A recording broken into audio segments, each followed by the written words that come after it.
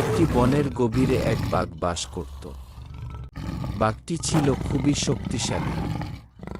বনের সব প্রাণী বাঘকে ভয় পেত। কিন্তু সেই বনেই একটি শিয়াল থাকত, সে ছিল খুব চতুর। শিয়ালটি সবসময় তার বুদ্ধির জোরে বাঘকে ফাঁকি দিয়ে তার শিকার নিয়ে চলে যেত। তাই বাঘটি শিয়ালকে তার শিকার বানানোর চেষ্টা করছিল। একদিন বাঘটি খুব ক্ষুধার্ত হয়ে বনে শিকার করতে বের হয়।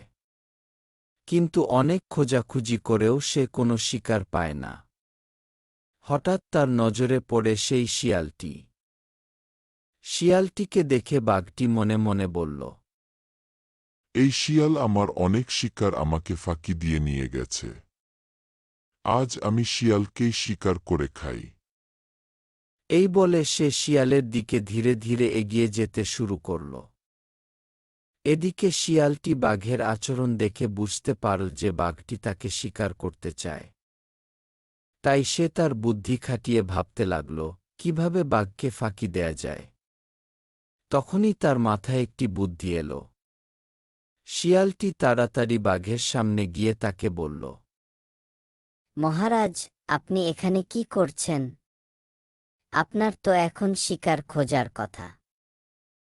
বাঘটি কঠোর গলায় বলল, আমি শিকারই খুঁজছি, আর আজকে তুই আমার শিকার হবি। বাঘের কথা শুনে শিয়ালটি হেসে বলল, মহারাজ, আমি তো আপনার দাস। আপনি আমাকে খাবেন কেন? বরং আমি আপনাকে এমন এক জায়গায় নিয়ে যেতে পারি, যেখানে আপনি অনেক শিকার পাবেন এবং পেট ভরে খেতে পারবেন। বাঘটি কিছুটা সন্দেহ করে বলল, তুই কি আমাকে আবার ফাঁকি দিতে চাইছিস? এবার আর তোর কোনো কথা শুনব না।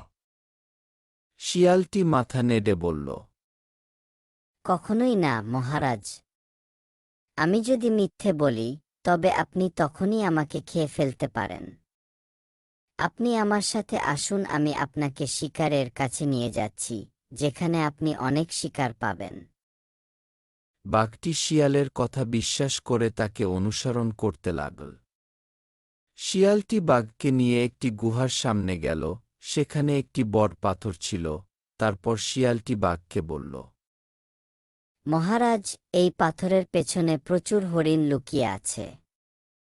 আপনি যদি পাথরটি সরান, তবে আপনি তাদের পেয়ে যাবেন।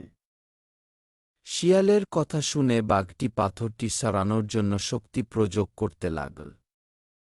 কিন্তু পাথরটি এতটাই ভারী ছিল যে বাঘটি বেশ ক্লান্ত হয়ে পড়ল। অবশেষে সে পাথরটি সরাতে সক্ষম হল। সে ভিতরে গিয়ে দেখে সেখানে কোনো হরিণ ছিল না।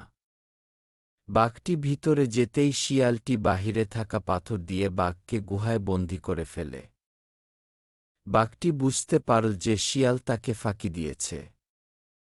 কিন্তু ততক্ষণে শিয়ালটি পালিয়ে গিয়ে অনেক দূরে চলে গেছে।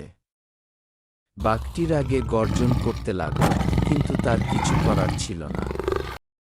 তারপর সে অনেক কষ্ট করে পাথরটি আবার সরিয়ে বাহিরে চলে আসে।